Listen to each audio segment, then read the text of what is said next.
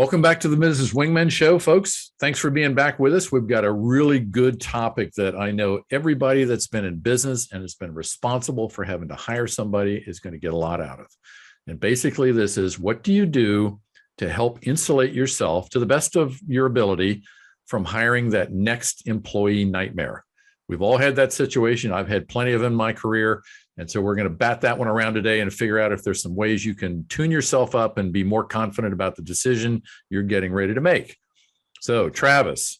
I can't wait for you to educate me here because hey, look, sometimes the best advice comes from the biggest mistakes you've ever made. And like I said, I got a list of them. So yeah, absolutely. So, why do you think, and look, California is a big problem area with this because of all of the regulations and things that employers have to be thinking about once they make that decision. You can't really pull it back. I mean, you can like in the early 30 days, I guess, but once that person's been around a while, if things start to show up that you weren't aware of or you don't like what you're seeing, what do you do with that? And the question is, that's a little too late. It's, can we figure that out when they're sitting across the desk from you and you haven't made a decision yet? Well, I'm a firm believer that even the best people with the best intentions that are incredibly skilled at certain activities, and since we're talking about hiring today, right, you still make mistakes because yes. At the end of the day, so I think that's one thing we need to put out first and perhaps foremost is that nobody's perfect in this area. Yes. There is not a blueprint, a black and white process where you're going to nail it 100% of the time. Right. There's a guy right here in Irvine who's kind of known as like the hiring godfather, if you will. God, his name's like Adler or something like that. But he came out with a book kind of mid to late 90s. Mm-hmm. And the title of that book was Hire With Your Head. And I'm sure I'll remember his name here in a moment. But anyways, he has a whole strategy that he puts into place. And even with that strategy, he said about 70 to 75% of the time he gets it right. Yeah. Okay. I think that's great that he's already kind of set an expectation that there is no perfection in this process. Right. Yeah. And look, I certainly wasn't batting 1,000 in my, corporate careers where I was hiring people on a regular basis. But the thing that I'm hoping we'll be able to do for people listening to this episode is get people to realize that if you make a mistake, what do you do to correct it? And what do you do in advance of that to just lower the batting average of making too many mistakes?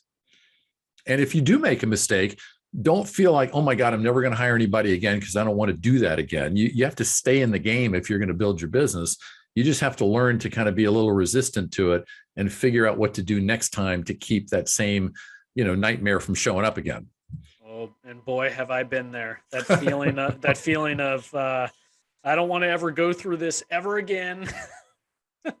But all right, so point, let's first look at the first part of it, which is how do you get in front of it when you're in the mode of hiring, right? Okay. Because a decision hasn't been made at that point yet. Yes. So ideally, in a perfect world, you have the advantage. You're still in front of time, right? Right. So the biggest thing I look at is, do we know what we want? Yes. You cannot make a good hiring decision if you don't know what you want. Right. And I know that sounds, it kind of sounds stupid, to be honest. Right. It sounds like lower than basic. You would be surprised how many people, hiring managers, will go into an interview using the interview process to help them figure out the person they need or want. Right. Is the dumbest thing I've ever seen. It happens I know. all the time. Well, it's what I call, don't get in this situation where you're hiring for the box. You look at your org chart, you've got boxes with people's names and their titles in them. And all of a sudden, one day that box is vacant. Don't hire just to fill the box, because that's what you end up getting into. It's kind of a mindless decision to get somebody on board in that spot. Yep. And the other thing, and I've seen plenty of this, so I kind of know what I'm talking about. When people first go out to look for folks, I always say, what's your job description? Have you identified, to your point, do you know what you're hiring for? Can you put it down on one sheet of paper and explain to somebody else exactly what it is you're looking for. And I see way too many job descriptions that are tech heavy, meaning this is what you need to know how to do. This is what this is what we want you to do. The technical aspect of the job, there's not enough on that sheet that basically says this is who you need to be. Yeah. So it's a combination of, and perhaps California, we can blame California for it, but the way job descriptions are written today, which by the way, assumes you even have a job description, because I know plenty of companies that don't even get that far. They don't even have anything formally put in place that describes what the details are. So that, but let's assume you do have the job description. Unfortunately, the way most companies work in the state of California is they're scared as hell of hiring employees that the job description reads like a legal dissertation. Yes. So the first thing, Lou Adler, that's the guy I was thinking of. Okay. Yeah. All right. We'll give him credit. Yeah, absolutely. The first thing Lou, as if I know him and we're best pals, he talks about is write the job description and then pull yourself away and see, is the job description directly in alignment with the actual work the person's doing? Mm-hmm. It's amazing how often the job descriptions we write as leaders is like this ideal utopia, but then when you actually look at what you really needed, it's those two things are not one and the same. Yes. And then once you've passed those kind of two areas, so you've written the job description, you've validated that that's really what you need, you actually have to interview towards that. Yes. Right? So you have to set up an interview process with Q&A, scenario questions, open-ended questions that get the person to talk about those skills. Yes. Right? That, at a minimum, doesn't happen.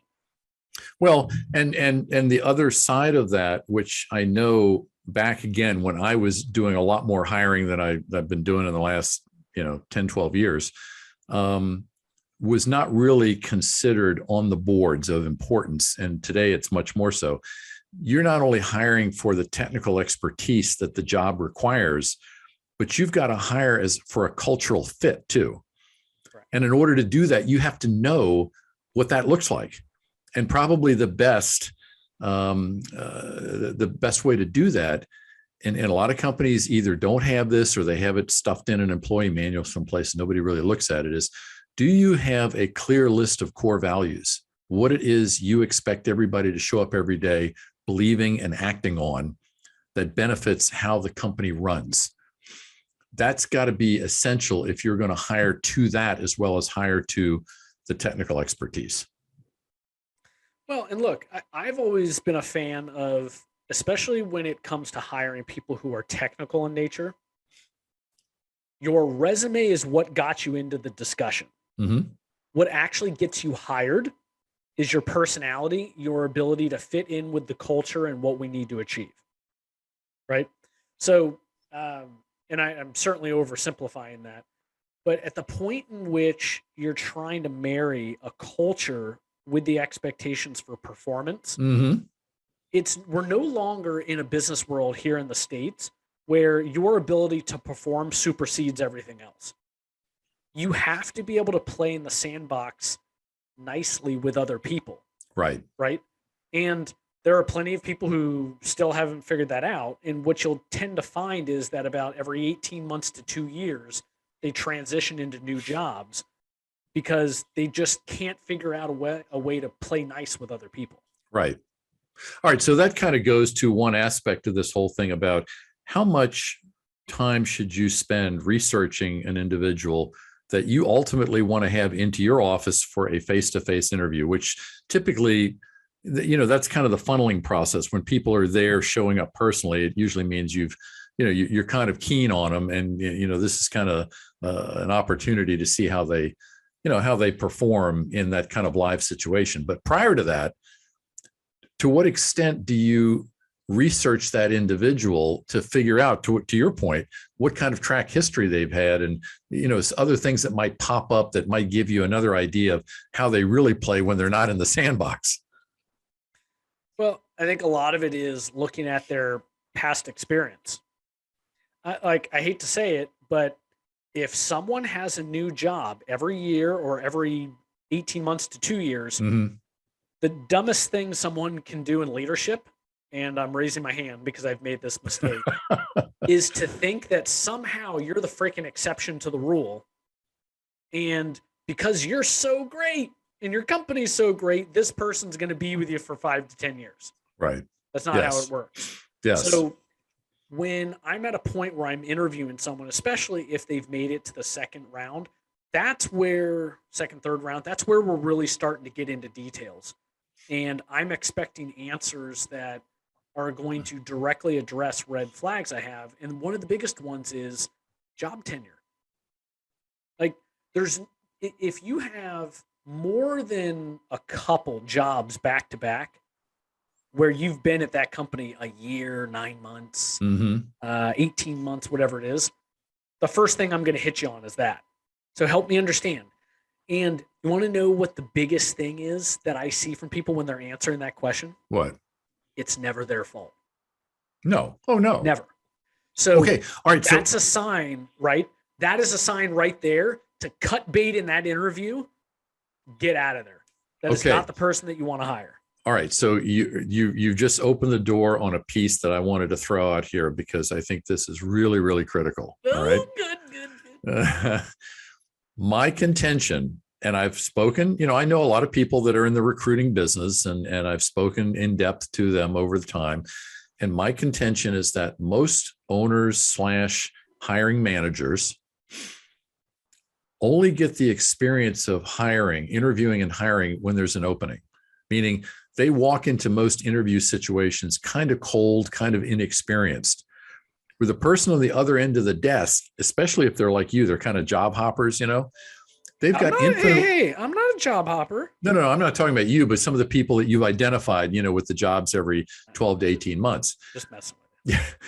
Those people are infinitely more experienced at operating on their side of the desk than the person making the decision is. Spot on.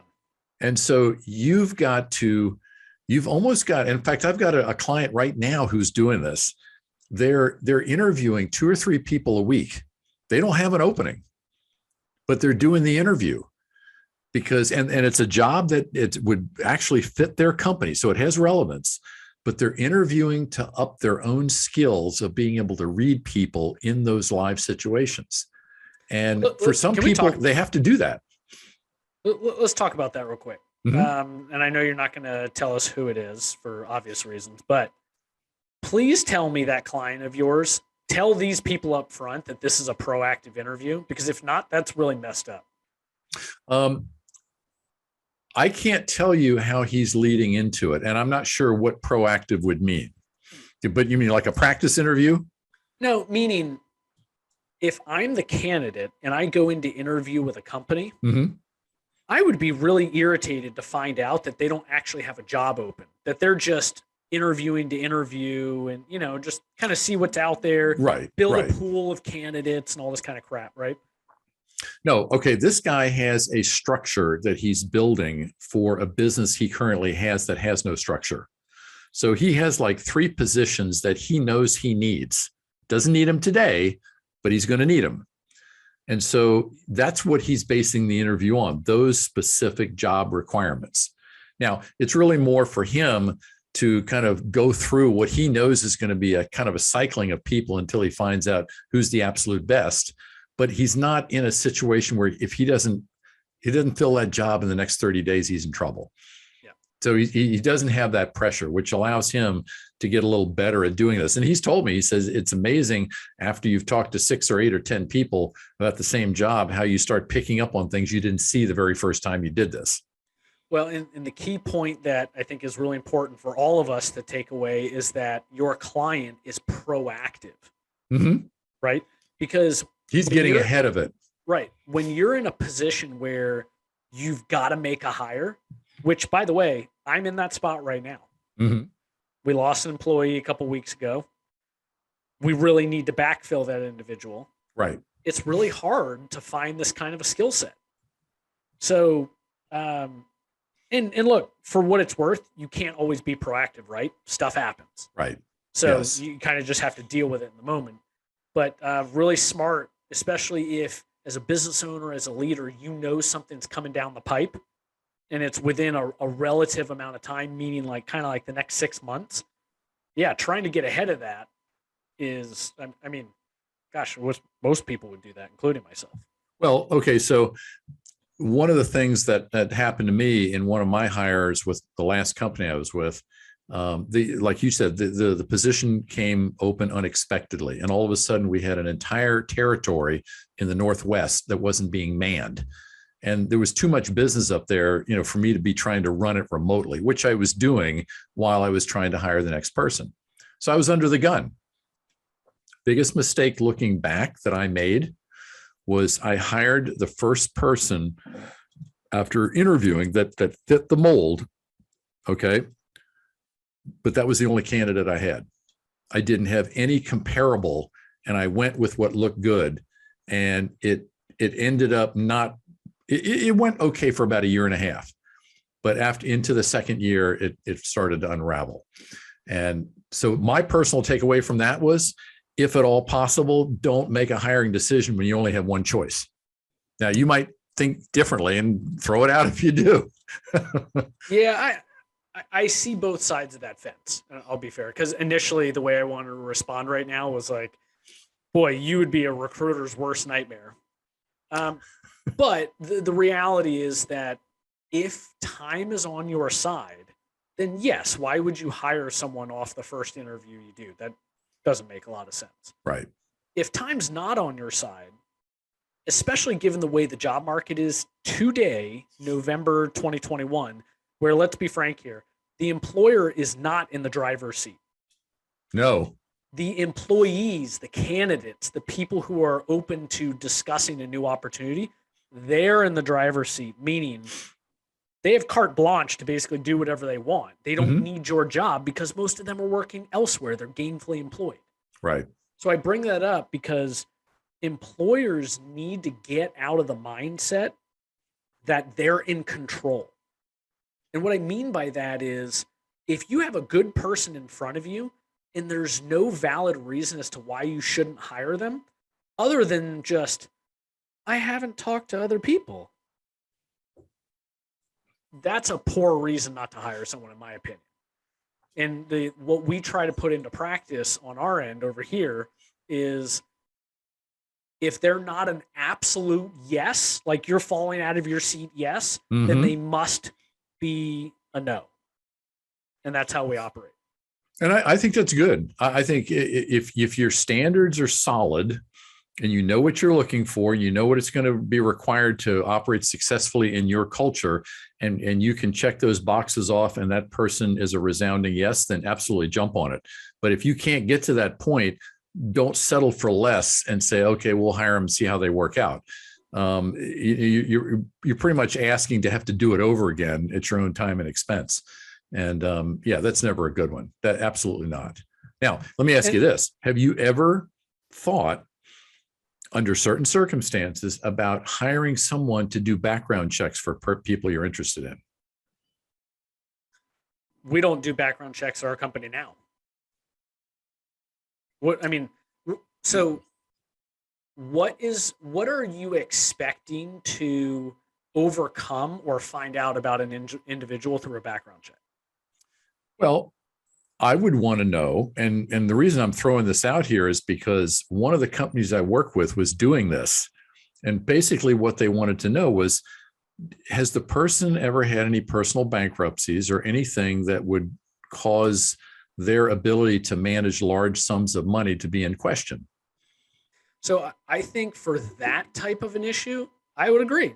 A background check would be appropriate. Right. We don't do them on our end because, with the exception of the two owners here in the business, nobody touches any of that. The roles are either engineering or sales or administrative, right? The thing, though, that I have recently brought to question with the other owner here is wondering if we should be doing drug tests. Well, is that something that's permissible? I mean, again, California's kind of wonky when in terms of what you can do and what you can't do. Is that a can-do thing? yes, and many employers do drug tests, but the thing that, and if anyone's listening right now and your background is in human resources, I would love to chat with you because I don't know the answer to it. But to the point of when someone takes a drug test, so there's a couple different types of drug tests. You have the multi-panel ones, and each of the drug tests, the farther down the spectrum it goes, they become more expensive, but they're only looking for certain things, right?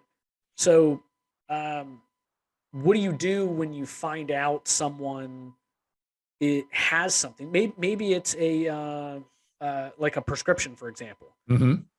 but that prescription without it doesn't enable them to do the job. Hmm. Or what if someone does a drug test and they didn't put information on the drug form about things that they may be utilizing for Right. whatever reason, right? Right. So those are the things that first and foremost I would highly suggest, and I'm down this process, I just don't have the answers yet, for management and business owners to talk with someone in human resources and or an employment attorney about those things. Absolutely. Yes. Right? Yes. Draw on those two, especially the employment attorney, because again, the problem with having a nightmare hire that shows up some point later down the road is a lot of water's going under the bridge. And now this thing pops up. And now you got to figure out what are my options.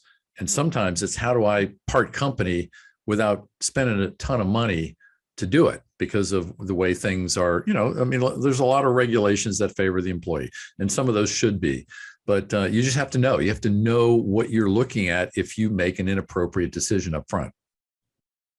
Well, and before we get to the point of how do you deal with, you've got an employee, you've hired them, and you got to get rid of them, right? One of the things that I wanted to bring up about the interview process that I have found in particular to be really effective is every person we hire, doesn't matter if it's a principal engineer or it's an administrative assistant, every person in their final interview has to give a presentation. Interesting. Okay. That I have, and this is not some like, hey, it's an hour presentation, come in with a slide deck of, Right. 50 slides. We give them a very high level overview of what they need to do, but the whole purpose of the exercise is to see what they do with it. Yes. How creative are they going to get? Can they deliver? If they were in a live situation, can they actually do that? Yeah. Right. No, I get it. I get it. So as a result of that, we do it all the time now because of what we've seen come as a result of doing these presentations. Everything from on the poor end, which was someone showed up with a couple pieces of paper they stapled together. That was their presentation. Right.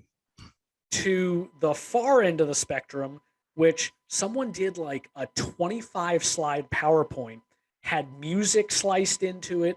I mean, frankly, it was over the top, but at the same time, all of us were sitting here like, oh, wow. Yeah. Right. Right. All right. So what you're basically talking about is some kind of skills test. Correct. That was in presenting an idea that you floated to them and said, let's see what you can do with it. Are you advocating that in other types of, jobs that there should be skills testing, as a means of figuring out the competency of these individuals? Oh, 100%. 100%. So for example, we hire a fair amount of drafters and designers. So these are people who are using a CAD tool, which really is just a computer program, for example, like SolidWorks. Right. And they're on a computer all day long. And what they're doing is they're creating designs or modifying designs. But that's what they're doing. And that's what we're hiring them for. So in the interview process, we will actually take them through a scenario and make them right in front of us design something. Okay. Because you will see very quickly how someone approaches something. It's one thing to talk about it. It's another thing to actually do it right then and there in front of other people. All right. So how would you take that same concept and apply that to somebody you're hiring for outside sales? Oh, Father, I'm so glad you asked that. And that wasn't even scripted. That was just off the cuff. But I was waiting for you to go there. So what we do is we give them a scenario. You have a marketplace that is untouched by our company. You know the industry. Tell us, take us through A to Z, how you're going to go from zero to $1 million in revenue. Hmm. And if you're not in sales and that's not your background, what that does is that puts a really good opportunity in front of someone. You cannot BS your way through that. Mm-hmm. I mean, there's multiple approaches, but there's a very tactile way to go about that with full on strategy. It gets laid out usually in like the beginning part of a 30, 60, 90-day game plan. I mean, you just can't BS through something like that. Right. And we have done that with every salesperson that we've hired.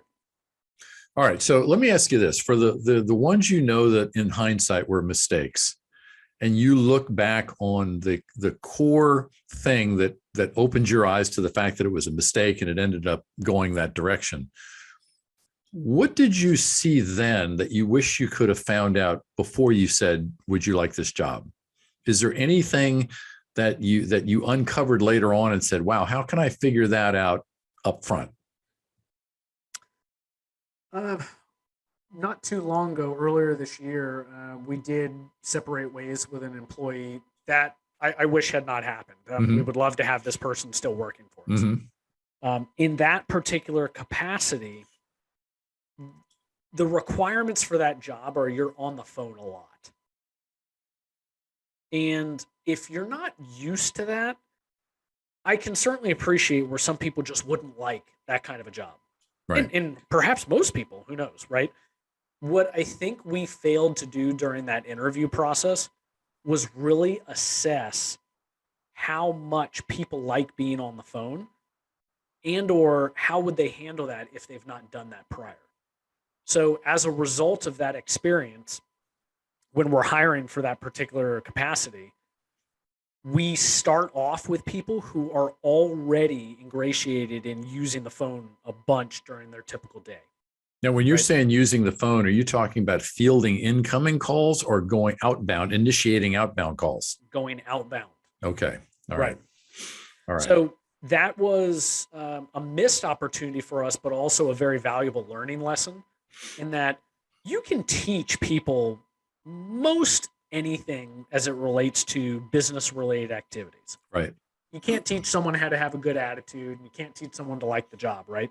But when it comes to activities, even though you can teach someone how to do something, that doesn't mean they're going to like it. So that's what you really have to get in front of, is looking at the core activity for that particular role. And does that align with the person's values, their career, what they want for themselves, and just kind of day in and day out activity, right? All right. So based on what you just said right there, I can think of two people that I made hiring mistakes on in prior companies that fell into this slot. And I don't know if what the real technical term is. I'll just describe it. They had a mindset where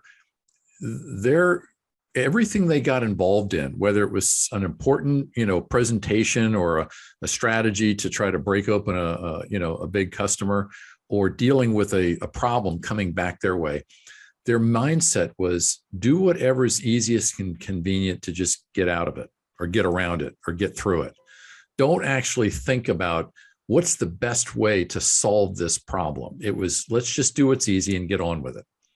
And I've run into people since then that just have that perpetual thought process that, why should I work hard when I can do this and be done with it? Forget about whatever the consequences after I'm finished with it.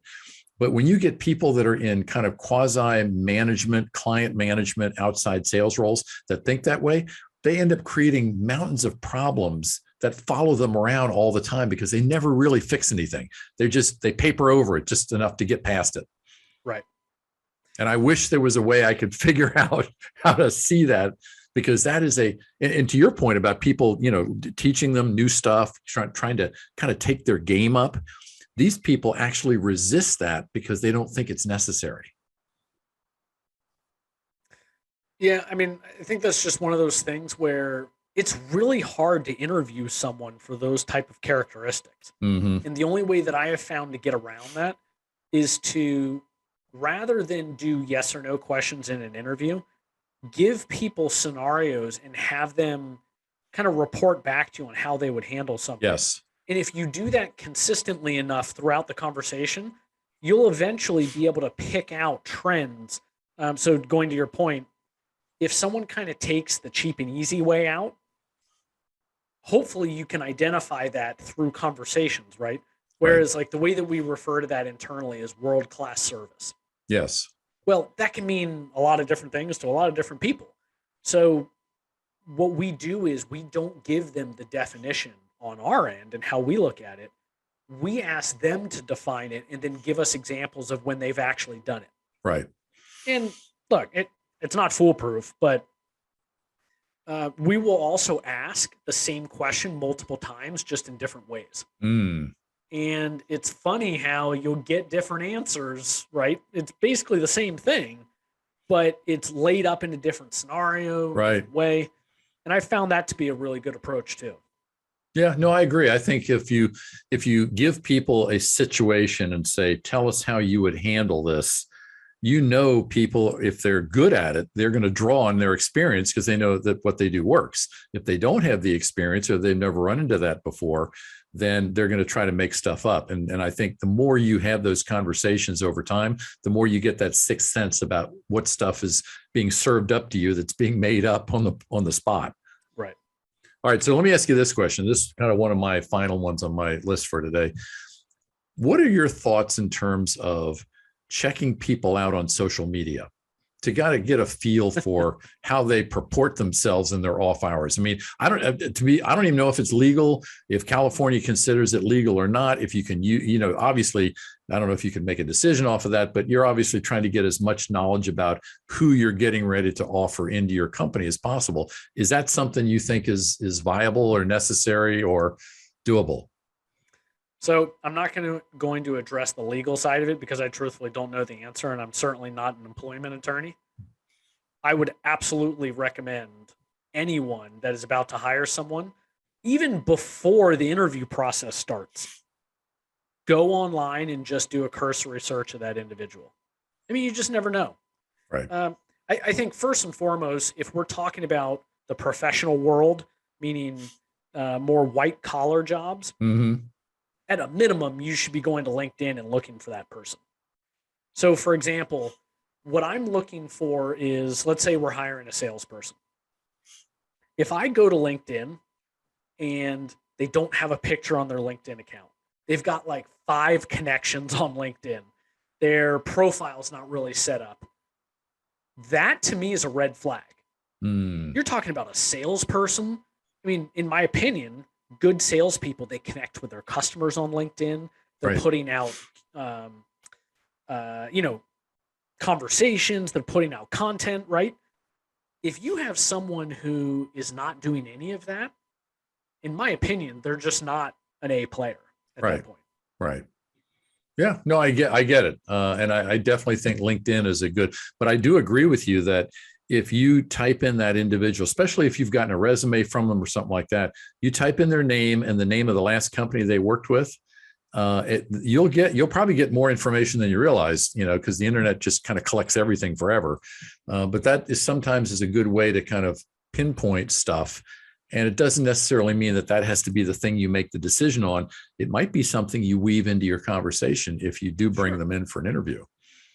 So yeah, I mean, look, unless you see something online that's just so blatantly awful, I don't necessarily know if you use that as a decision not to hire someone because, through the lens of the internet, you could be seeing something that's 20 years old and not realize it, right? Right. Yes. So you absolutely. do need to be careful there not to make assumptions. But to your point, I like how you said weaving it in eventually to a conversation in one way or another is a smart thing. Yeah. So let's real quick talk about, you have an employee you just hired. Mm-hmm. It's the first or second month. You made a wrong decision in hiring that person. Yes. What do you do? Well, let me just take one step back from that and talk about an element that I think a lot of companies don't really do a good job on, is that when you hire somebody and you have a start date, you need to have an onboarding process that's very specific, very organized, and basically throws the individual into their job and makes them realize, oh, okay, I hired on to, a professional team, big guns here. I got a lot of stuff to do. And you keep them occupied by keep moving them through the various stages of who do you work with? What do you do? How do you learn this? Systems, whatever it is. Don't let any moss grow into those folks' feet. Absolutely, and love that. If you do that for like 30 days, I guarantee it, because here's the deal. When somebody says yes to a job, it takes them about 30 days after they started to figure out whether they made the right decision or not. So you've got to anticipate that during that time where they're trying to figure out who they said yes to and what they're actually going to be doing, you got to have stuff already bolted down and ready to go so that when they get through that, they realize they signed on to a top-notch organization and it's to their benefit to work well within that. And if you completely blow that off, you're leaving them to their own devices about who the hell are these people I just said yes to. 100%. So 69% of the time, if you have a good onboarding program, it increases the likelihood of that person staying at your company by more than 3 years. 69% of the time. Wow. That's a huge stat. That's massive. Just by having a good onboarding program. So on our end, the way that we look at onboarding is it's the experience. What type of experience are you creating for this new employee, right? They made a decision to come work for you. It's almost, the way we look at it is like rewarding them for that decision. Right. So for example, on the employee's first day, we close down our shop that morning. We all go do breakfast and some sort of a short activity. That activity is directly in alignment with something that individual told us about themselves personally during the interview process. Okay. So you're building that kind of relationship rapport stuff. Right. So yeah, I think it's that good. First day, for example, earlier this year, we went on a short hike. And then after that, that employee and their manager went out and did lunch. What we did not do on their first day, we did no HR paperwork. We didn't sit them down in front of these California employment modules for hours on end. Right. I mean, talk about a shitty way to start a new job. Right. Embroil someone with paperwork and online modules that were made in 1992. Right. Unfortunately, you do have to do some of that stuff. So what we do is we sprinkle that in periodically throughout the first week. Mm-hmm. But then even after that, the discussion about onboarding, I've seen companies where they have mentor programs. I love that idea, especially if you're a little bit of a larger company and you can facilitate that. I've seen other programs where in the first week, the new employee gets to create their own job performance metrics. Right. Loved that. Right. You want to talk about buy-in up front. So yeah, there's some really cool things that you can do with onboarding other than just. Yeah. All this stuff that you're talking about, I think, is ways to have the employee fall in love with what they just said yes to and discourage them from getting off track early and then almost daring you to fire them. Because that's kind of how some of these folks come off. The law's on their side and you got to prove this and it takes 18 months. Okay, so let's talk about, despite everything you do that we've talked about, you still figure out that probably within 60 to 90 days, you've just got an off hire. This person is just not right for this role. They're not syncing well with the company. So what do you do? And again, this is the kind of thing where you should be having a discussion with your employment lawyer for the early warning signs. But whatever you do at that point in terms of either speeding up, getting rid of them, or turning them around, you have to put everything in writing. Yes. That's one thing I think a lot of employers don't do, because once you put stuff in writing, it takes on an official capacity that a lot of people don't feel good about.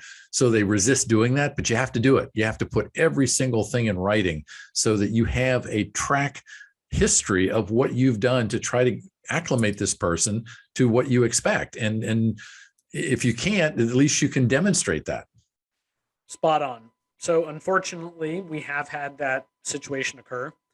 We got about a little bit over a month into, this is a couple years ago, into an individual working with us, I just had a sick feeling in my stomach. I was like, what? Like, this is way too early in the relationship for this person to be dropping the ball like that.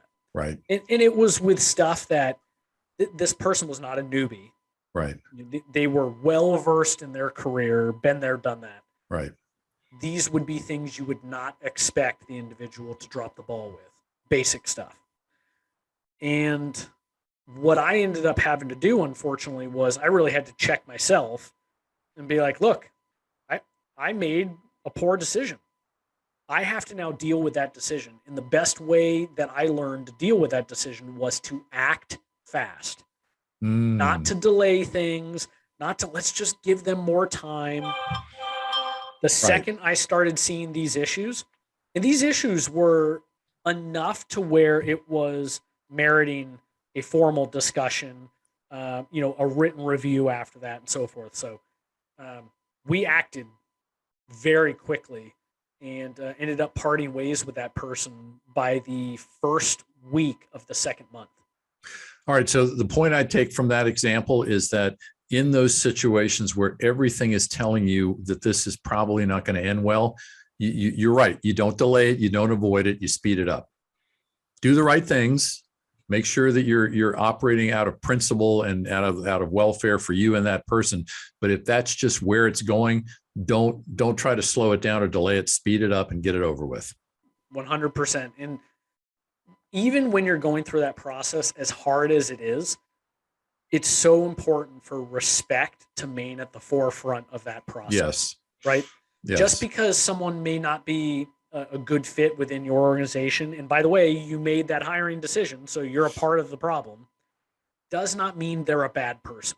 It just means they're not a good fit for what you need, right? Gotcha. And so one of the things that, at least in that conversation I had a couple years ago, I just point blank put it out there. I said, so-and-so, we're pretty early into this relationship here. It doesn't seem like it's working out. What do you think?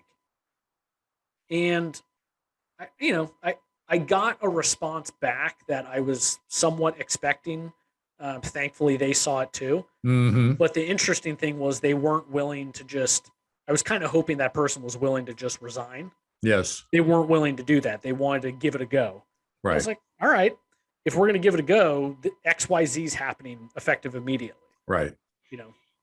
Right. It's almost like you have to up the game a bit. Yeah, right. Absolutely.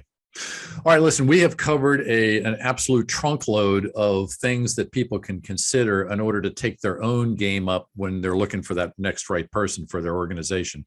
So real quick, but let me just run through a couple of things we started with to kind of finish this thing out.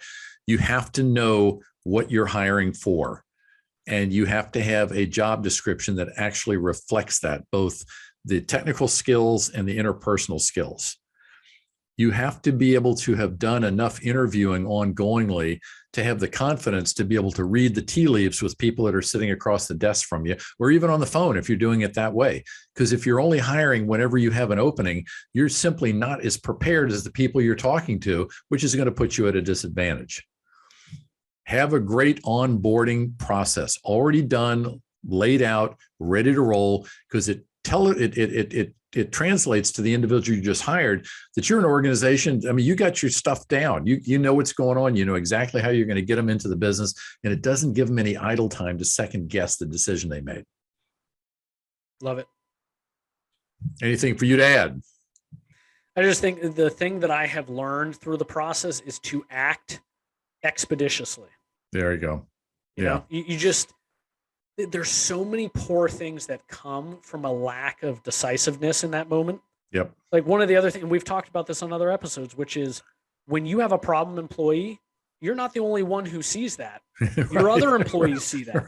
And they see it before you do most of the time. So by not acting on it, you're actually potentially damaging other relationships within the organization. So my feedback, love the discussion today, but is act quickly. Yes, absolutely. All right, folks, listen, we hope you got a lot out of this episode today. We certainly dumped a lot on you, and probably not everything is going to work in your situation or with your company, but pick the things that do and blend them into your whole recruiting process, whether you're doing it yourself or you're working with a professional outfit, a recruiter outside.